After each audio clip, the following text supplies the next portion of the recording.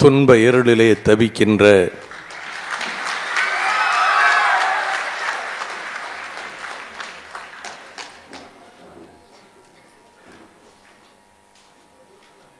நீர்த்துளிகள் விழாதா என சாகர பறவைகள் ஏங்குவது போல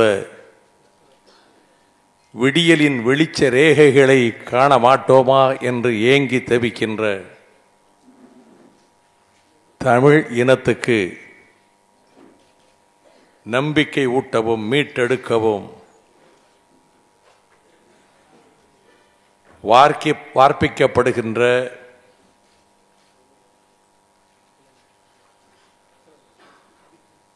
சொலல் வல்லுநர்களான இந்த மாநிலம் தழுவிய பேச்சு போட்டியிலே பங்கேற்று விருதுகள் பெற்றிருக்கின்ற பங்களிப்பு செய்திருக்கின்ற மாணவ செல்வங்களே, மறுமலர்ச்சி திராவிட முன்னேற்ற கழகத்தின் அவைத் தலைவர் உயிர் அண்ணன் திருப்பூர் துரைசாமி அவர்களே, பொருளாளர் உயிர் சகோதரர் டாக்டர் மாசிலாமணி அவர்களே, துணை பொதுச் செயலாளர் உயிர் இளவல் மல்லை சத்யா அவர்களே, என் உயிர் சகோதரர்களான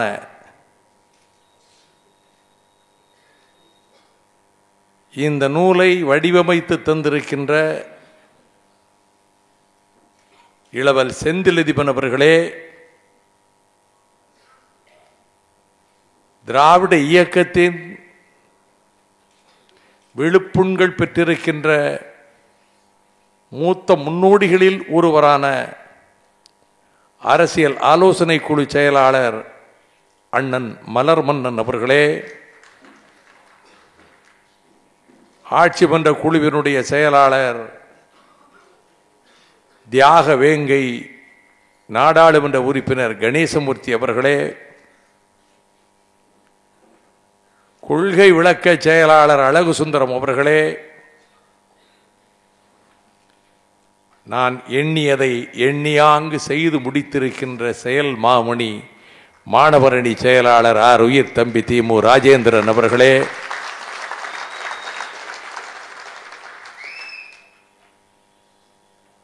தலைமை கழக செயலாளர்களே, மாவட்ட செயலாளர்களே, மாணவ கண்மணிகளே,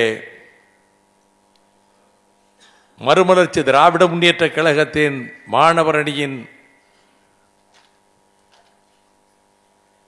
மாநில அளவிலான துணை நிர்வாகிகளே, மாவட்ட அமைப்பாளர்களே, துணை அமைப்பாளர்களே, நான் மதிக்கின்ற பத்திரிகையாளர்களே, ஊடகையாளர்களே, தொண்டர்படை தம்பிமார்களே, ஈன்ற பொழுதில் பெரிதுவக்கும் தன்மகனை சான்றோன் என கேட்ட தாய் என்பது போல இந்த போட்டிகளிலே பங்கெடுக்க அனுப்பி வைத்திருக்கின்ற வணக்கத்துக்குரிய எனது அன்பு தாய்மார்களே, இந்த நிகழ்ச்சிக்கு வர இயலாவிடினும் இந்த தமிழகத்தின் பல்வேறு பகுதிகளிலே இருக்கின்ற அந்த பிள்ளை செல்வங்களை பெற்ற அன்பு தாய்மார்களே, அருமை பெரியோர்களே, தந்தையரே, வணக்கம். ஒரு வித்தியாசமான நிகழ்ச்சியை செய்தியாளர்கள் இங்கே காண்கிறீர்கள்.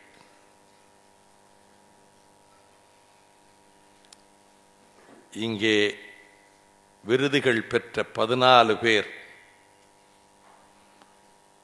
இறுதி சுற்றுக்கு வந்த 14 பேர், மண்டல அளவுகளிலே விருதுகள் பெற்றவர்கள் உள்ளிட்ட 14 சொற்பொழிவாளர்கள் அமர்ந்திருக்கிறார்கள். நானும் என் சகாக்களும் அரங்கத்தில் நடுநாயகமாக அமராமல் ஒரு ஒதுக்குப்புறமாக நாங்கள் அமர்ந்திருக்கிறோம்.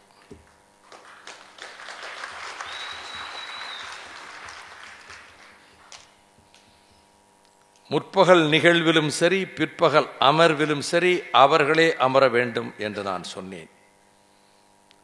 அதை பார்த்து கொண்டிருக்கையிலே என் மனம் பரவசப்படுகிறது.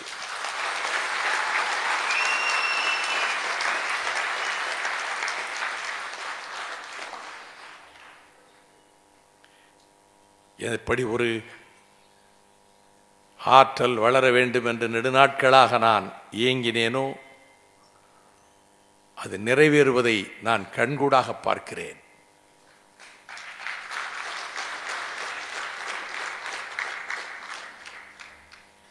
துலாக்கோல் நிலையிலே நின்று நடுவு நிலைமை தவறாது காய்தல் உவத்தலகற்றி வெறுப்பு வெறுப்பின்றி இந்த பேச்சு போட்டியை ஒவ்வொரு மாவட்டத்திலும் மண்டல அளவிலும் மாநில அளவிலும் நடத்தி அதிலே தீர்ப்பை தந்திருக்கின்ற பெருமதிப்புக்குரிய போற்றுதலுக்குரிய நடுவர்களே, கல்லூரி முதல்வர்களாக, பேராசிரியர்களாக, இன்றைக்கும் பணியாற்றும் பேராசிரியர்களாக, தமிழகத்தின் பல்வேறு பகுதிகளில் இருக்கக்கூடிய நுண்மான் நுழைவுல மிக்க பெருமக்கள் எங்கள் இயக்கத்தினுடைய வேண்டுகோளை ஏற்று நாங்கள் பலரால் அலட்சியப்படுத்தப்படுகின்றவர்கள். எங்களை ஒரு பொருட்டாக பலர் மதித்ததில்லை. அதை பற்றி நாங்கள் கவலைப்பட்டதும் இல்லை. ஆனால் எங்கள் அழைப்பினை மதித்து ஏற்றுக்கொண்டு உங்கள் நேரத்தை ஒதுக்கி கொடுத்து மணிக்கணக்காக அந்த அரங்கங்களில் அமர்ந்து தீர்ப்பையும் தந்து உரையும் ஆற்றி நிகழ்வுகளை ஆற்றுப்படுத்தி தந்து இந்த போட்டியின் சிறப்புக்கு காரணிகளில் ஒன்றாக திகழ்கிற நடுவர்களுக்கு என் தலை தாழ்ந்த வணக்கம்.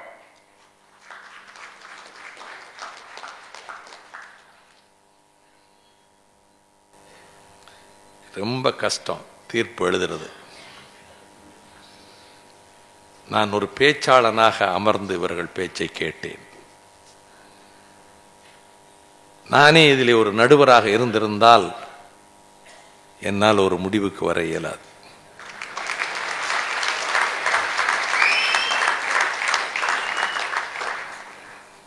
எட்டு பேர் மகளிர், 6 பேர் ஆடவர், 14 பேர். வாயிற்கடமணி நடுநா நடுங்க ஆவிற்கடைமணி உகுநீர் நெஞ்சு சுடத்தான் தன் அரும்பரல் புதல்வலை ஆழியின் மடித்தோன் பெரும்பெயர் புகார் என் பதியே என்று 2000 ஆண்டுகளுக்கு முன்னால் தேரா மன்னா செப்புவது உடையேன் என்று வாண்டியத்து பேரரசன் அவையிலே முழங்கினாளே கண்ணகி பெருந்தேவி.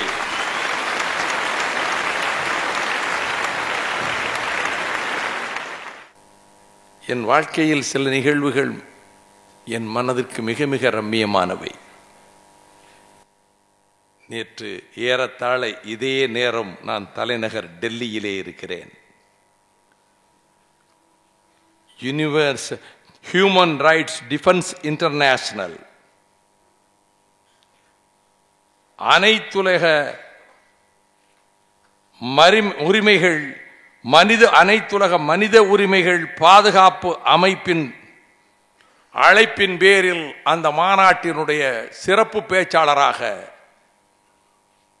கீனோட் அட்ரஸ் கொடுப்பவனாக, சிறப்பு விருந்தினராக, இந்திய வழக்கறிஞர் மன்றத்தினுடைய தலைவராக இதுகாலும் பணியாற்றிய வழக்கறிஞர், உச்சநீதிமன்ற வழக்கறிஞர் கிருஷ்ணமணி அவர்களும் நிர்வாகிகளும் அழைத்ததன் பேரிலே நான் தலைநகர் டெல்லி சென்று, இரவு விமானம் தாமதமாக வந்ததனால் இரவு 1 மணிக்கு நான் சென்னை வந்து சேர்ந்து 2 மணி அளவிலே இல்லம் சேர்ந்து அதிகாலை 4 மணிக்கு மீண்டும் இல்லத்திலிருந்து புறப்பட்டு அந்த முதல் விமானத்தில் நான் திருச்சி வந்து சேர்ந்தேன்.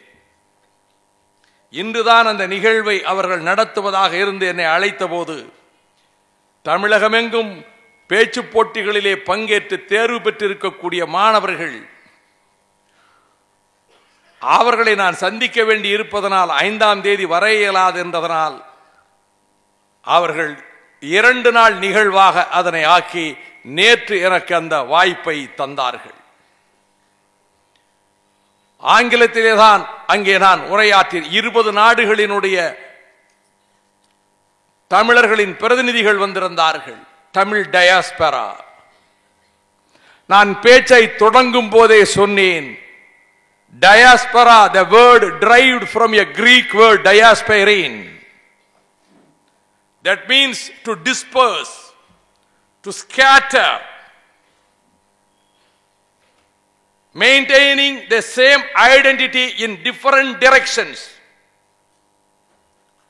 nurturing the civilization and culture.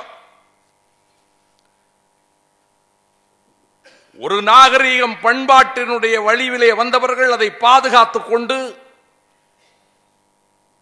காலதேச வர்த்தமானங்களாலே பல திசைகளிலே சிதறி செல்ல நேருகிறதே, to scatter.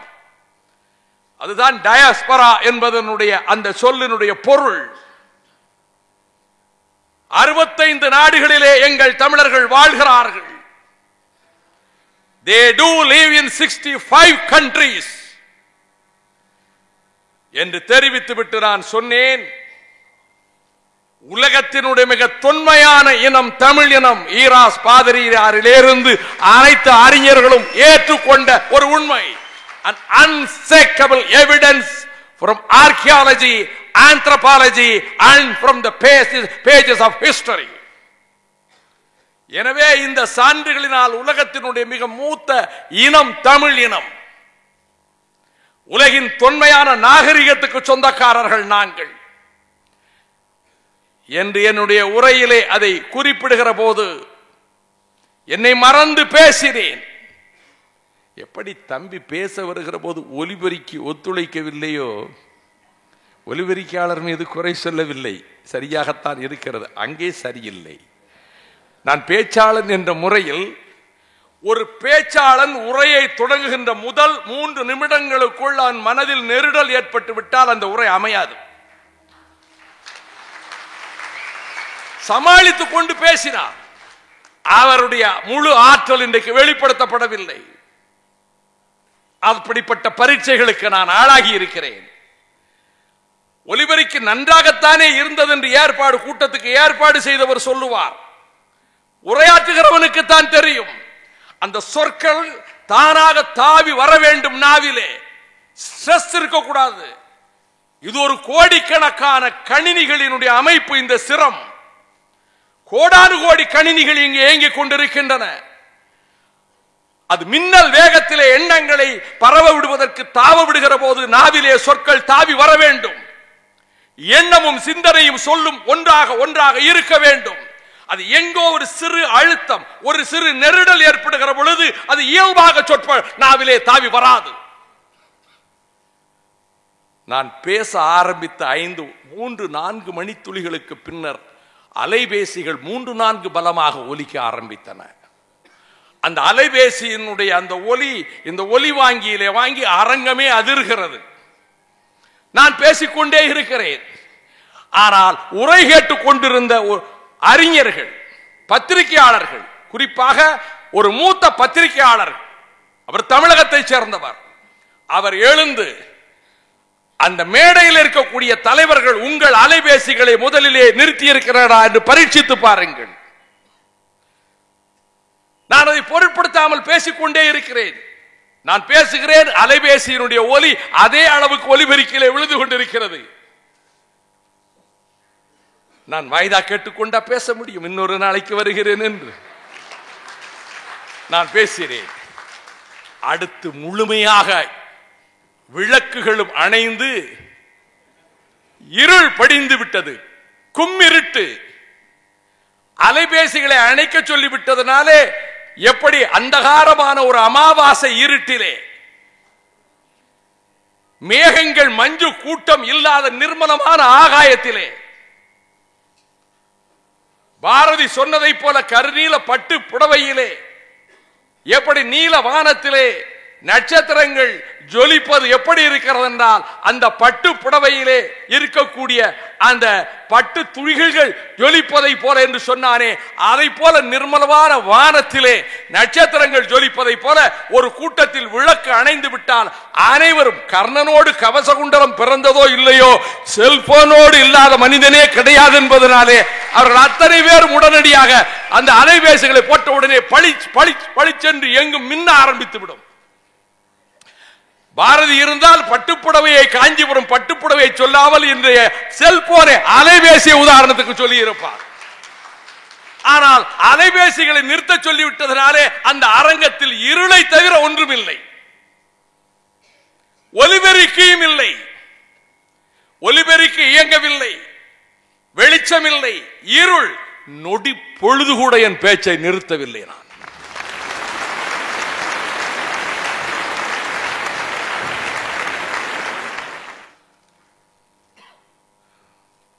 I am extremely happy. You are in utter darkness. நீங்கள் இருட்டிலே இருக்கிறீர்கள். இதை போலத்தான் the ill-fated Tamils also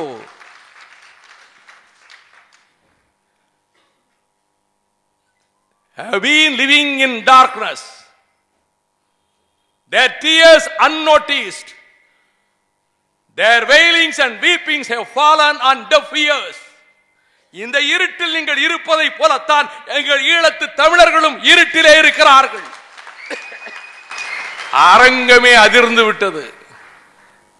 அதை கடந்து பின்னர் வெளிச்சம் வந்தது. அதற்கு பின்னர் என்னுடைய உரையையும் தொடர்ந்தேன். ஒரு கட்டத்தில் என்னை மறந்து நான் பேசினேன். நான் திட்டமிட்டு கொண்டு பேசவில்லை. நான் எதை பேசலாம் என்று எழுதிய குறிப்புகளில் கூட ஒன்றிரண்டை நான் சொல்ல இயலவில்லை. அதை இங்கே சொல்லலாம் என்று இருக்கின்றேன்.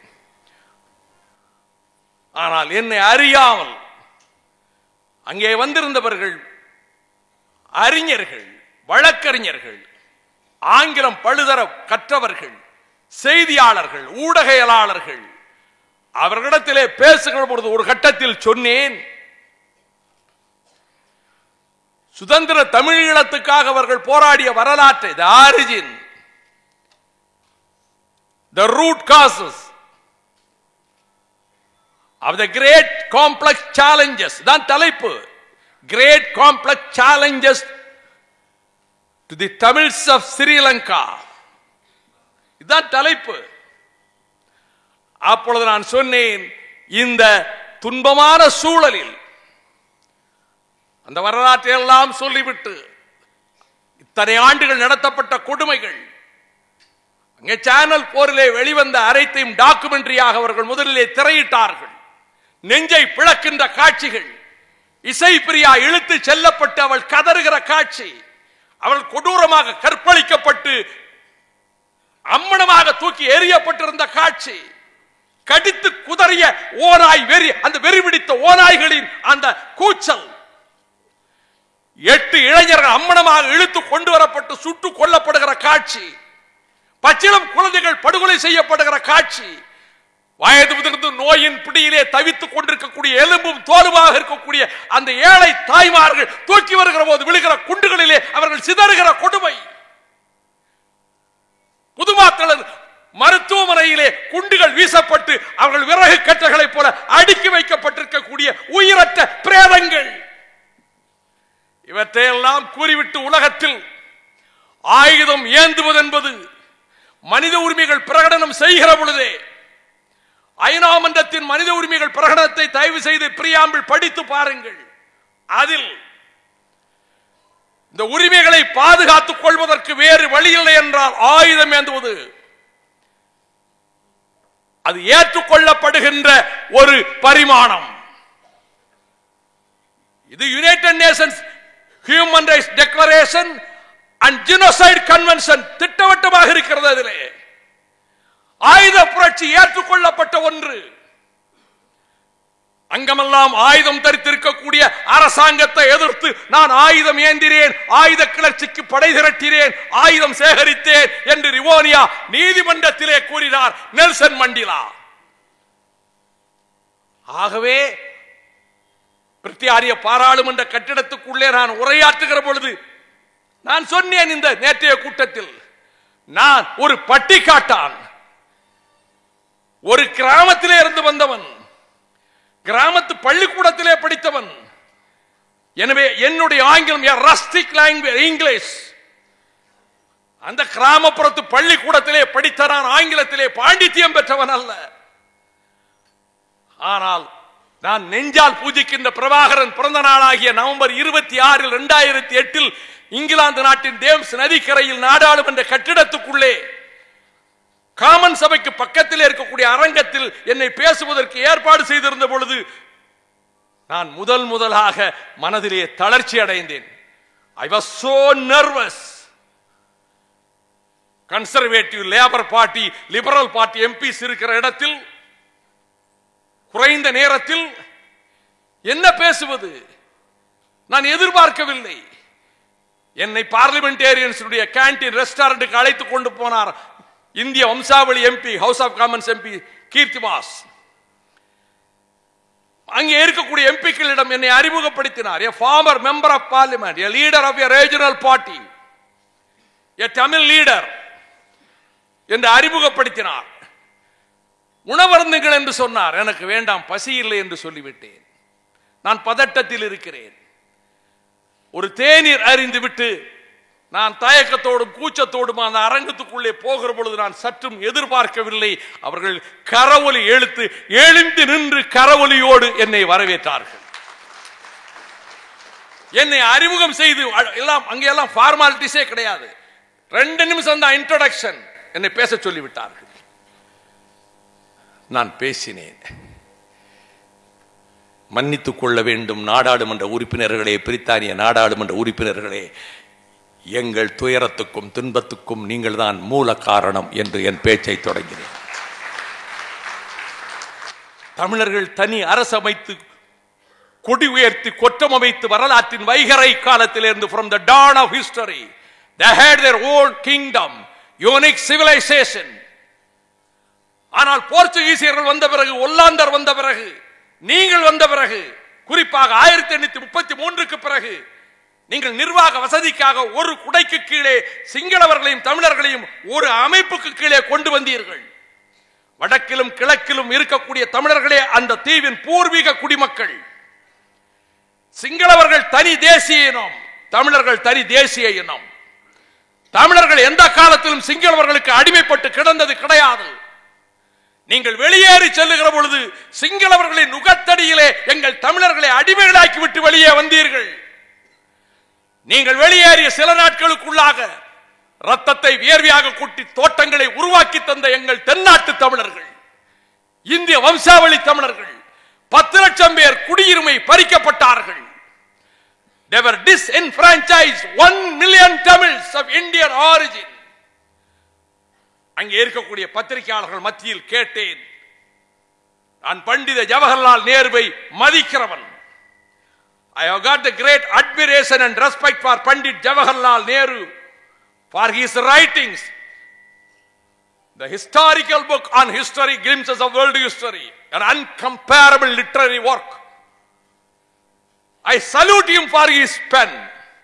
ஆனால் உலகத்தில் எங்கே மனித உரிமைகள் மீறப்பட்டாலும் கூரை மீது ஏறி, குண்டின் மீது ஏறி நின்று கொக்கரித்த இந்திய அரசு, இந்திய அரசியல்வாதிகள், எவராவது ஒருவர் 10 லட்சம் தமிழர்களுக்கு குடியுரிமை பறிக்கப்பட்டிருக்கிறதே, 100 ஆண்டுகள் 200 ஆண்டுகள் வாழ்ந்த தமிழர்கள், 15 ஆண்டுகள் வாழ்ந்தால் 10 ஆண்டுகள் வாழ்ந்தால் உலகத்தில் நாடுகளிலே சிட்டிசன்ஷிப் கிடைக்கிறது. 3, 4, 5 தலைமுறைகள் வாழ்ந்ததற்கு பின்னர் குடியுரிமை பறிக்கப்பட்டதற்கு இந்திய நாடாளுமன்றத்தில் ஒரு முணுமுணுப்பு சத்தம் எழுந்ததுண்டா? Was there any whisper? Was there any murmur? இல்லை. அதன் பின்னர் அறவழியில் போராடினார்கள், அகிம்சா வழியில் போராடினார்கள். அதற்கு கிடைத்த பரிசுகள் குண்டாந்தடிகள், பரிசுகள் லத்தி கம்புகள், துப்பாக்கிகள் பொருத்தப்பட்ட கூர்மையான ஈட்டிகள், the bayonets. அதற்கு கிடைத்த பரிசுகள் துப்பாக்கி சூடு. எங்கள் மக்கள் கொல்லப்பட்டனர், தமிழர்கள் கொல்லப்பட்டனர். ஆலயங்கள் தீ வைத்து கொளுத்தப்பட்டன, தேவாலயங்கள் கொளுத்தப்பட்டன, மசூதிகள் தகர்க்கப்பட்டன, சின்னஞ்சிறு பச்சிளம் குழந்தைகள் நெருப்பிலே தூக்கி வீசப்பட்டார்கள், பெண்கள் நாசமாக்கப்பட்டார்கள், கற்பழிக்கப்பட்டார்கள். இதற்கு பின்னர் தான் அவன் அடிக்கிறான், இந்த குழந்தைகளை தூக்கி நெருப்பிலே போடுகிறான், துடிக்கிறார்கள். ஏன் நாம் திருப்பி அடிக்கவில்லை என்று கேட்டான் ஒரு சிறுவன், 15 வயது சிறுவன். அவன் தான் வேலுப்பிள்ளை பிரபாகரன்.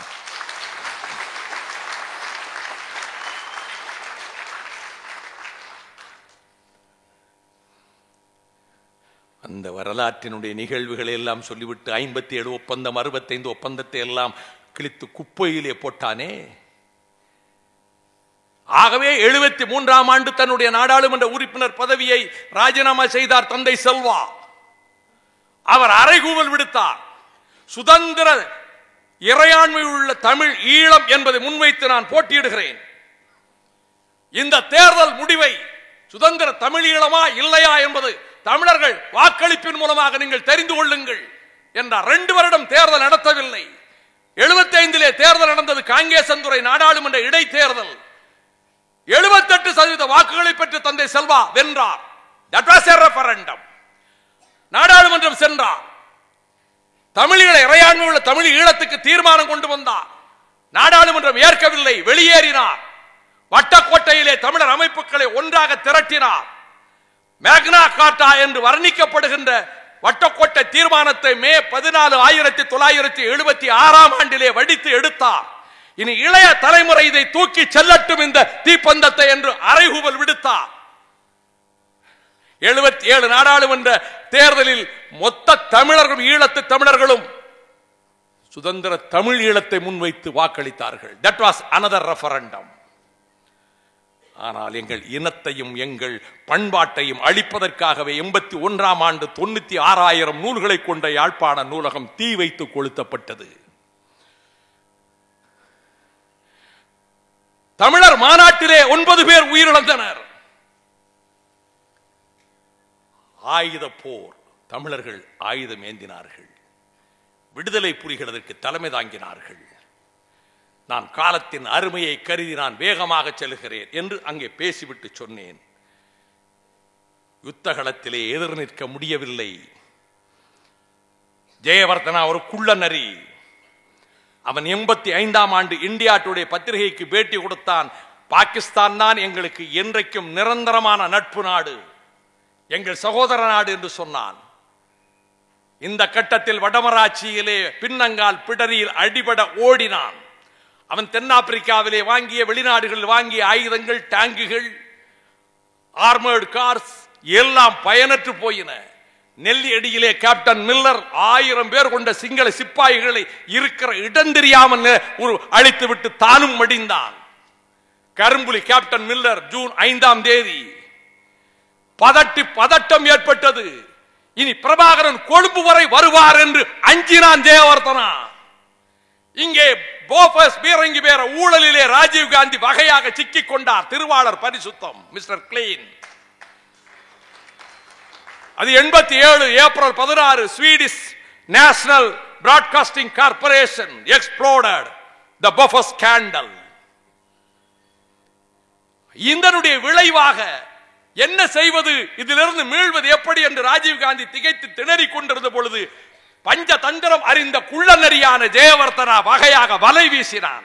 ஒப்பந்தம் பெற்றுக் கொள்வோம் என்று.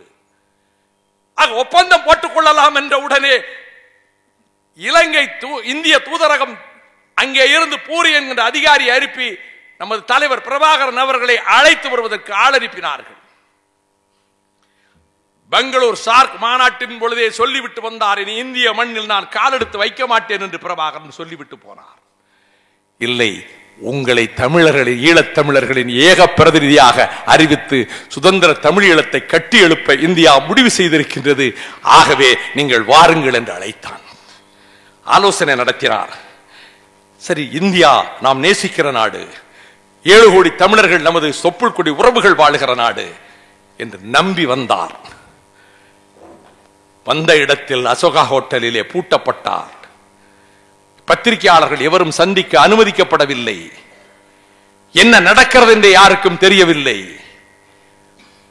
அப்பொழுது நான் டெல்லிக்கு விரைந்த போது பத்திரிகையாளர் செலஸ்டின், நல்ல தமிழகத்தைச் சேர்ந்தவர்கள், டெல்லியில் இருப்பவர்கள், என் மீது மிகுந்த அன்பு கொண்ட நண்பர்கள்.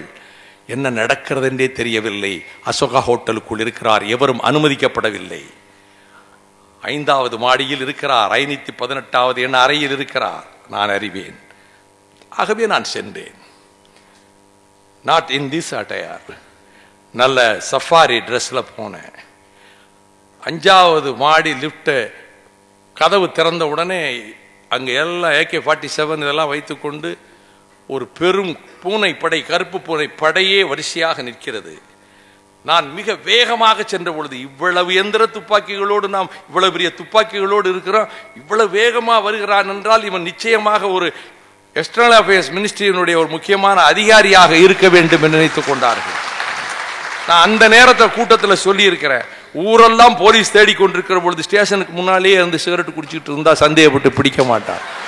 இப்படி டெஸ்ட் பண்ணி மாட்டிக்கிடாதீங்கன்னு சொல்லி இருக்கிறேன்.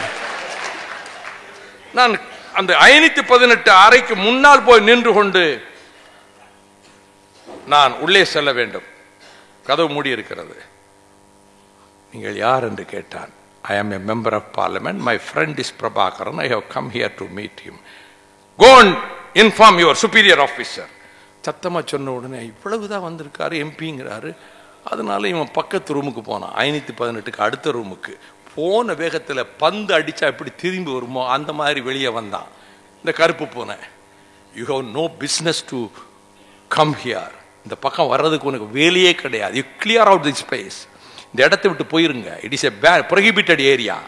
இங்கே வரவே கூடாதுன்னா நான் ஒரு நிமிஷம் யோசித்தேன். சண்டை எல்லா இடத்துலையும் போடக்கூடாது. 5 அஞ்சாமை பேதமை போடுற இடத்துல போடணும். இதுவரைக்கும் எந்த டெரரிஸ்டையும் இவனுக்கு சுட்டதே கிடையாது.